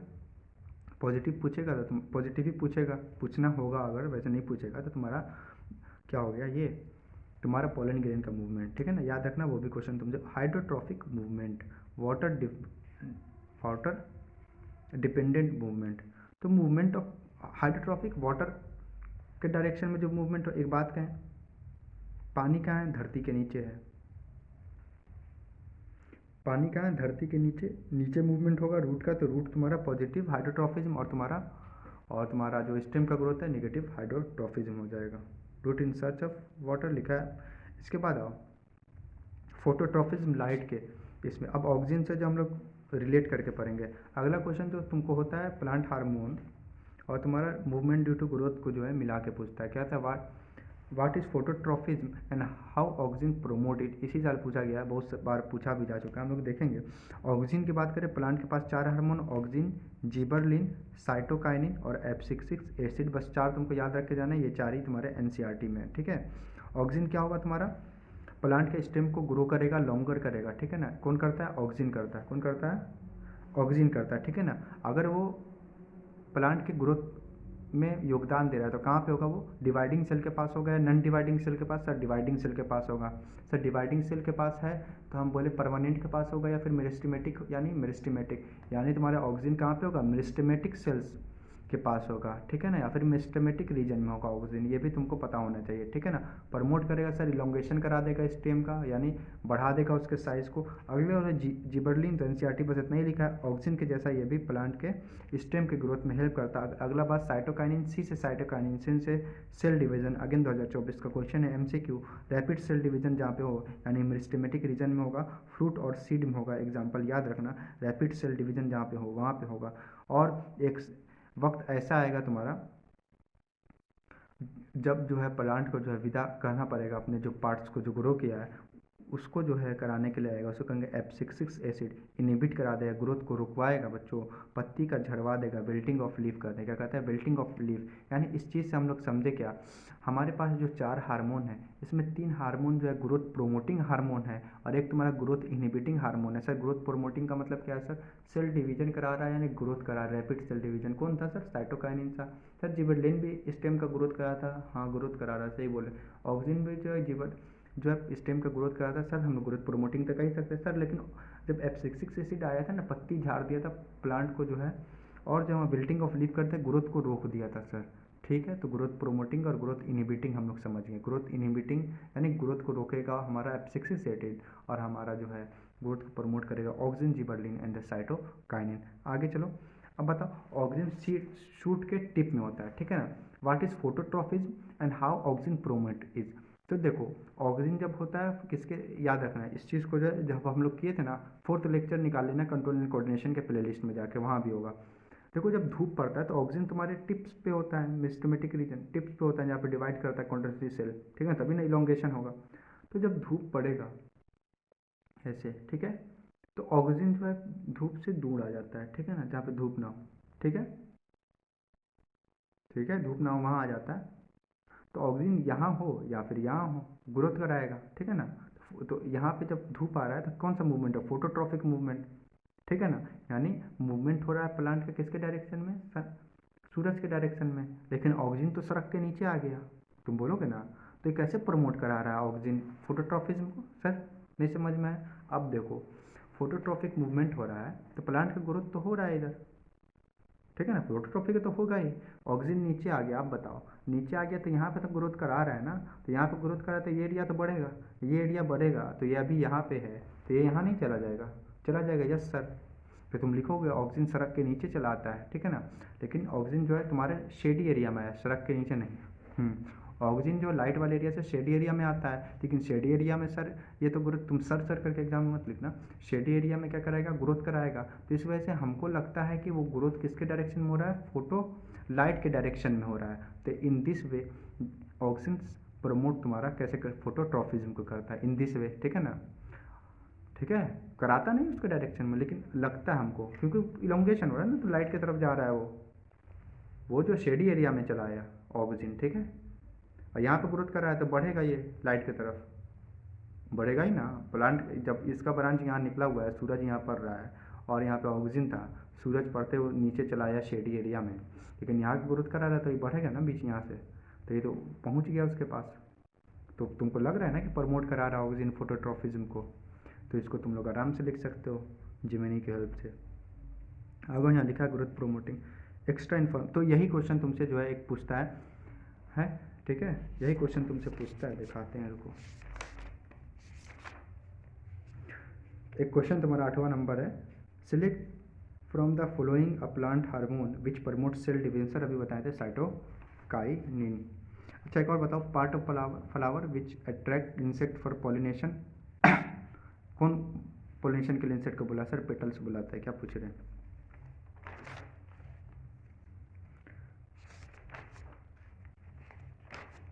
हाँ यहाँ दिख रहा है,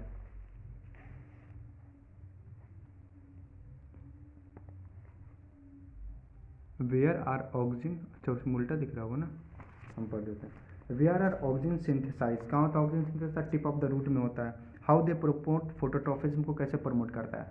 सर वो शेडी एरिया की तरफ चला आता है, कहाँ आता है? ग्रोथ करता है टुवार्ड द सनलाइट, जब सूरज का किरण बढ़ता है सर, व्हेन द सनलाइट, तुम्हारे जो अंग्रेजी में लिखते हो लिख लेना, आता है प्लांट के पास तो शेडी एरिया में चला जाता है, ठीक है, और वहाँ पे ग्रोथ कराता है, जिसकी वजह से हमको लगता है कि ग्रोथ किसकी तरफ हो रहा है, सनलाइट की तरफ हो रहा है। एक्स्ट्रा इन्फॉर्मेशन है, अगेन एक बार देख लेना, फुर्सत मिलेगा तब, ऐसे मत देखना आता नहीं इधर से। तो मूवमेंट हो गया तुम्हारा, ये भी जो है हम लोग देख लिए। ये जो है fear, stress, anger Wenger, tension, pressure, ये सब में वही होगा। टेंशन की सिचुएशन जब भी दुर्लभ सिचुएशन में पड़े हो, ठीक है ना, एग्जाम में स्क्वायरल वाला एग्जाम्पल हम लोग करेंगे अभी, एड्रेनलिन रिलीज होगा तुम्हारा, और इमरजेंसी हार्मोन भी उसको कहते हैं हम लोग। तो ये सारा देख लिया हम लोग। आओ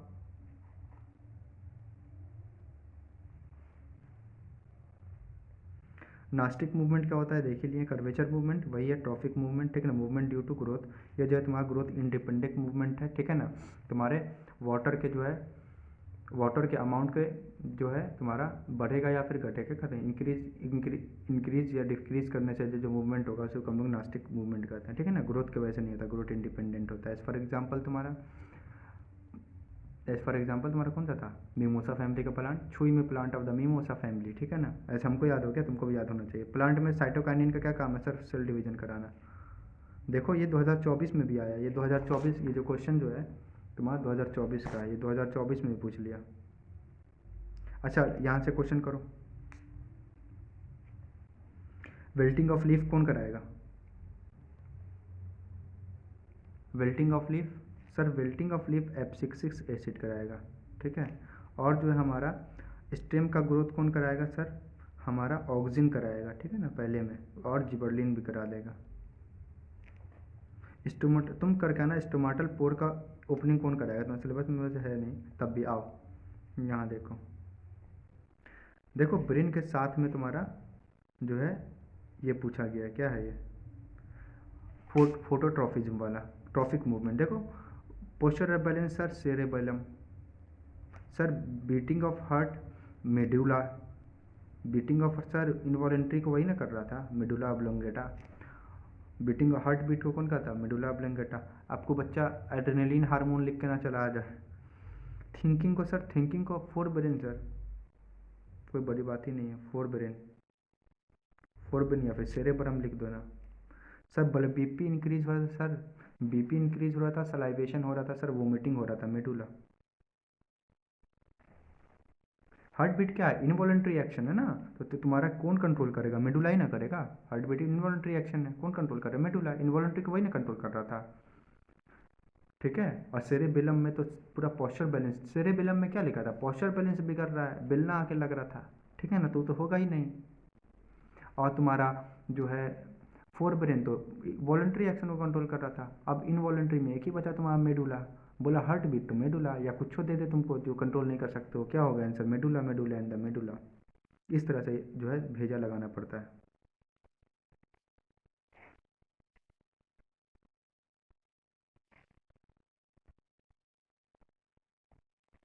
क्या हो गया, हाँ आ गया, कीबोर्ड खुल गया था। इसके बाद वेयर आर ऑक्सिन तुम्हारा सिंथेसाइज कहाँ होता है, टिप्स ऑफ रूट में, auxin are synthesize at the tips of root और एट द मेरिस्टेमेटिक रीजन, ठीक है, और at the dividing tissue.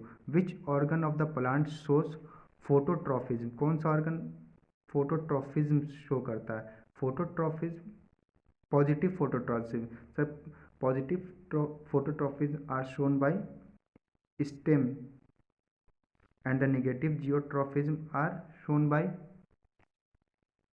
stem, गजब, positive हाइड्रोट्रॉफिज्म are shown by root. Answer खत्म, सही बोले है ना, मिला लेना, ठीक है, सही तो है। Name the hormone secreted by endocrine gland and specify one function बता, thyroid gland sir, thyroxine is synthesize by thyroid gland, answer ऐसे ना लिखोगे, थायरोक्सिन फंक्शन है, फंक्शन क्या थायरोक्सिन का, थायराइड ग्लैंड थायरोक्सिन का क्या फंक्शन है, हुँ?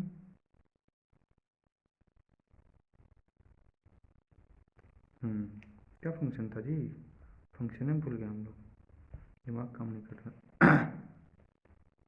हाँ, कार्बोहाइड्रेट मेटाबॉलिज्म कराना भूल गए थे। देखो कितना इंपॉर्टेंट क्वेश्चन है। लिखो यहाँ पे, लिख लो लिख लो, लिखने से याद हो जाता है। 10 बार लिखोगे तभी, ये सारे चीज़ लिखोगे तभी याद होगा। कार्बोहाइड्रेट मेटाबॉलिज्म कराना, क्या कराना? मेटाबॉलिज्म याद रखो ना। मेटाबॉलिज्म किसका कराएगा? कार्बोहाइड्रेट सिलेबस में फैट है और तुम्हारा प्रोटीन है। लिख लेना लिखा है मेटाबॉलिज्म। आगे आप पिट्यूटरी ग्लैंड किसको कहते हैं? पिट्यूटरी ग्लैंड क्या करता है तुम्हारा? Growth hormone. ग्रोथ हार्मोन काम क्या है तुम्हारा? ग्रोथ को कंट्रोल करना। ग्रोथ को कंट्रोल करना, तुम्हारा ड्वार्फनेस और या फिर टॉलनेस। पेनक्रियाज का रिलीज करता है इंसुलिन। क्या रिलीज करता है? इंसुलिन। पेनक्रियाज रिलीज इंसुलिन या फिर सीक्रेट इंसुलिन। काम क्या है सर इंसुलिन का? ब्लड शुगर या ग्लूकोज लिख सकते हो। ब्लड ग्लूकोज लेवल को मेंटेन करना। क्या करना? मेंटेन करना। It maintains blood glucose level, English में बात की जाए। What are plant hormone? Plant hormone क्या होता है? इसका जो अंग्रेजी देख लेना, लिखा हुआ होगा या फिर जेमिनी कर लेना। Name the plant hormone responsible होता है ग्रोथ के लिए। ग्रोथ ऑफ स्टेम के लिए कौन है तुम्हारा? Auxin. Promotion of cell division कौन कराता है sir? Cytokine. Inhibition of growth कराता है F6 acid. Elongation of cell कराता है ऑक्सिन। आगे squirrel scary situation. Sir scary situation आ गया, हम लोग समझ में आएगा। एड्रेनल ग्लैंड रिलीज करेगा, एड्रेनलिन क्या होगा? हार्ट बीट तेज हो जाएगा, पसीना आने लगेगा सर, स्वेटिंग इंक्रीज हो जाएगा सर, आँख फट फट के अलर्टनेस हो जाएगा सर। अलर्टनेस होगा तो आँख ऐसे बड़ा बड़ा हो जाएगा हम लोग का। और जो हम लोग जो है, यानी इसको अंग्रेजी में कहते हैं पिपल डायलेशन सर। रोंगटा खड़ा हो जाता है सर, रोंगटा खड़ा यानी पाइलो इरेक्शन हो जाता है सर, ठीक है ना। तो ये सब चीज़ जो है तुम लोग लिख सकते हो। तो अब वही पूछेगा तुमसे, इस बॉडी प्रिपेयर कैसे करेगा फाइटिंग के लिए या फिर भागने के लिए? चेंजेस क्या होगा? जो एड्रेनलिन रिलीज होता है तो क्या चेंजेस? याद है ना, एड्रेनलिन का चेंजेस पे क्वेश्चन तुम्हारे आते रहते हैं, ठीक है। तो ये चेंजेस लिख देना, कौन सा हार्मोन रिलीज होगा, कहाँ से होगा, पहले ये लिख देना। फिर changes due to release of adrenaline hormone, तो सारा तुम बता दिए। और तुमको लिखा हुआ अलग से जो मिला है ना, देखो यहाँ पे लिखा हुआ है ये, इसको याद कर लेना मेरे हिसाब से, ठीक है। आ गया। केमिकल तुम्हारे कम्युनिकेशन बेटर क्यों होता है इलेक्ट्रिकल इम्पल्स से? हमको सर मालूम है केमिकल कोऑर्डिनेट न्यूक्लियर कोऑर्डिनेट चटपट काम करके निकल लेता है, ठीक है ना, लेकिन हमेशा हमको चटपट काम नहीं चाहिए, ठीक है। ठीक है, मेरा ग्रोथ कम हो रहा है, वहाँ न्यूरल आएगा आएगा 1 इंच ग्रोथ तो ना बढ़ा देगा चट जाके, ठीक है सर। वहाँ पे जो है हमको जो है लंबे समय तक के लिए भी काम करने के लिए भी चाहिए सर। तो जो है इस वजह से जो केमिकल कोऑर्डिनेशन क्या होता है, बेटर होता है, ठीक है। उसका वाइडर लॉन्गर इम्पैक्ट होता है, ठीक है। और सेल और टिश्यू पूरा एकदम लेवल पे होता है, ठीक है ना। वैसे भी लेस स्पेसिफिक होता है, ज़्यादा स्पेसिफिक तुम्हारा न्यूरल कोऑर्डिनेशन होता है, ठीक है, between in a multi cellular organism, ठीक है। तो इसको जो एक बार गूगल कर लेना, 2020 का है, ठीक है। क्या होता है तो अपने बेसिस पे लिख सकते हो, ये हार्मोन से होता है यहाँ पे काम, ठीक है ना। ब्लड में डायरेक्ट रिलीज होता है तो हर एक चप्पे चप्पे तक ये जो है पहुँच जाता है, लेकिन जहाँ पहुँचेगा वहाँ पे रिसेप्टर उसका होना चाहिए उसके लिए भी, ठीक है। आ गया। What is phototropism? The movement due to light, ठीक है ना। The movement due to light is called phototropism. It is of 2 type. In the direction of light is called positive phototropism, against the direction of the light negative geotropism. इसी तरह लिख लोगे। Geotropism movement due to gravity in the direction of gravity, that is called the तुम्हारा positive geotropism तुम्हारा। और तुम्हारा क्या कहते हैं उसको, against the direction of gravity या फिर against the gravity, it is called the तुम्हारा निगेटिव जियोट्रॉफिज्म, ठीक है। लेबल डायग्राम एक्टिविटी शो करना, याद रखना ये डायग्राम तुमसे बोर्ड में पूछा जाता है। कहाँ गया डायग्राम? उड़ गया डायग्राम, डायग्राम होगा ये दोनों डायग्राम। तुम तो डायग्राम बनाने में कोई दिक्कत ही नहीं है। गमला बनाओगे इसमें, एक गमला बनाओगे, ठीक है, ऐसे करके इन्हें पौधा उगाओगे, ठीक है। तो ये पौधा जो है तुम्हारा नीचे जाने लगा है मट्टी में, तो तुम दिखाओ ग्रेविटी की तरफ जा रहा है, और पेड़ जो है ऊपर जा रहा है, तो निगेटिव जियोट्रॉफिज्म। ये एकदम डिट्टो ऐसे ऐसे एकदम खूबसूरत सा बनाने की ज़रूरत नहीं है, समझाना है। इसी तरह एक पौधा रखोगे पॉट में, एक पौधा रखोगे पॉट में, एक खिड़की बना देना, यहाँ से दिखाना कि यहाँ से आ रहा है सनलाइट आ रहा है इस साइड, ठीक है ना। तो प्लांट का ग्रोथ इधर हो रहा है, तो ये तुम्हारा पॉजिटिव, और तुम जो ऐसे करके रूट का ग्रोथ जो है नीचे हो रहा है, ठीक है, लाइट के अगेंस्ट में हो रहा है, तो ये तुम्हारा निगेटिव फोटोट्रॉफिज्म हो गया। ये सब चीज़ रट के जाने की ज़रूरत है नहीं, समझने की बात है भेजा में।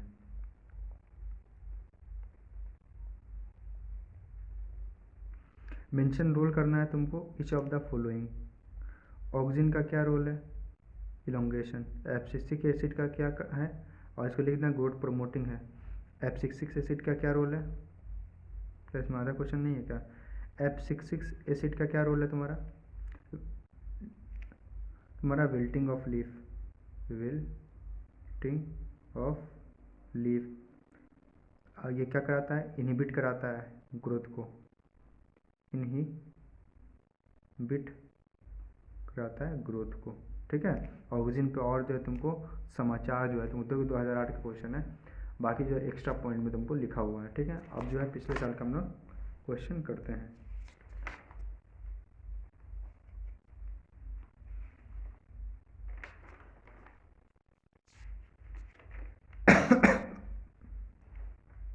एक क्वेश्चन आया था तुम्हारा, we water the soil but it reaches, तुम्हारा कहाँ रीच होता है, the top most level of the plant, explain in brief process involve. तो हम लोग तो पानी देते हैं तुम्हारे पौधे के जड़ में, लेकिन वो जो प्लांट के टॉप मोस्ट प्लांट में कहाँ पौधे है, तो वो तुमको लाइफ प्रोसेस में तुमको मिलेगा शुरुआत में, ठीक है। तो वहाँ से भी क्वेश्चन आता है तुम्हारा, रूट प्रेशर वाला और ट्रांसप्रेशनल पुल वाले से कंसेप्ट मिला के क्वेश्चन पूछता है। तो ये क्वेश्चन मैक्सिमम बच्चा जो है तुम्हारा नहीं देखता है, चला जाता है। देखो तुम्हारा जो 30 नंबर जो 3 नंबर क्वेश्चन आया था, list two constituent of central nervous system का, 2 कॉन्स्टिट्यूएंट लिखना है, सेंटर ब्रेन होगा और स्पाइनल कॉर्ड होगा। How are this component protected from injury, brain are protected from injury from due to cranium and the cerebro spinal fluid which are balloon like जो है fluid, ठीक है। और तुम्हारा दूसरा जो स्पाइनल कॉर्ड किससे प्रोटेक्ट होता है सर, वर्टेब्रल कॉलम से होता है। और तुम्हारा ब्रेन किससे होता है, स्पाइनल कॉर्ड, ब्रेन किससे होता है तुम्हारा, क्रेनियम या फिर स्कल से, और तुम सेब्रो स्पाइनल फ्लूइड किससे करता है, शॉक एब्जॉर्प्शन से बचाता है। Write two limitation of the use of electrical impulse, electrical impulse का क्या होता है तुम्हारा, लिमिटेशन दो, शॉर्ट लिव्ड होता है और वन वे वेल। तो कोई इलेक्ट्रिकल इम्पल्स में एक और चीज़ हम लोग याद रखते हैं कि वो वन वे वॉल, जब हम लोग मेगा सेक्शन वगैरह करते हैं, जब क्लास वगैरह में हम लोग क्वेश्चन कराते हैं, ठीक है ना, तो सैम्पल पेपर सारा वहाँ पे बहुत सारा क्वेश्चन आता है, सारा कुछ हम लोग डिस्कस कर लेते हैं, ठीक है। तो वन वे वॉल मतलब जब एक बार इन्फॉर्मेशन इधर से इधर चला गया, ठीक है ना, नर्वस सिस्टम में जब तेजी से जाता है ना, इधर से इधर चला गया, तो वो वापस ऐसे नहीं आ जाएगा, ठीक है ना। ऐसे ऐसे जो न्यूरॉन से चला गया था, कहाँ से गया था, डेंड्रॉन से, साइटोन, साइटोन से तुम्हारा एक्सॉन, एक्सॉन से एक्सॉन टर्मिनल, देखा कुआं है वापस चले जाते हैं, ऐसा नहीं होता है, ठीक है ना। वो वहाँ से न्यूरोट्रांसमीटर रिलीज करता है, ठीक है। तो वन वे वॉल्व एक ही डायरेक्शन में काम होगा, इधर चला गया तो रिवर्ट बैक नहीं होगा। तो तुम लिख सकते हो तुम्हारा एक डायरेक्शन में काम होता है, रिवर्ट बैक नहीं आता है, क्योंकि दूसरे साइड में डेंड्रॉन नहीं था। आंसर बना के लिखता है ना सैम्पल पेपर में कि एक ही साइड में डेंड्रॉन होता है न्यूरॉन के, दूसरे साइड में डेंड्रॉन नहीं था। इस वजह से जो है वन वे वॉल्व है, दूसरे साइड पर रहता तो वहाँ से भी उठा के वापस भेज देता, ठीक है। तो ये भी जो आंसर जो है देख देख के समझो, ठीक है, सिंपल लैंग्वेज में तुम लोग लिख लो। तो तुम्हारा शॉर्ट लिव्ड होता है, ठीक है ना, पॉइंट टू पॉइंट होता है तुम्हारा, क्विक कोऑर्डिनेशन के लिए होता है, ये सब चीज़ तुम लोग देख सकते हो। आगे जो है स्पोर्ट्स वगैरह पे कोई, तो जो हम लोग आगे वाले जो रिवीजन में देखेंगे, ये देखो ये फिगर जो है पोलिन जर्मिनेशन फिगर पूछ लिया था इस बार, कितना इजी सा फिगर है, सारा हम लोग किए हैं। और पोस्ट फर्टिलाइजेशन चेंजेस पूछा था, हम कराए थे पिछले साल ही बच्चा सबको। पोस्ट फर्टिलाइजेशन चेंजेस क्या होता है, तो पोस्ट फर्टिलाइजेशन क्या होता है, फर्टिलाइजेशन के बाद क्या सर, जाइगोट बनता है, जाइगोट से एम्ब्रियो बनेगा, एम्ब्रियो से सीड बनेगा सर, सीड से न्यू प्लांट बनेगा। आगे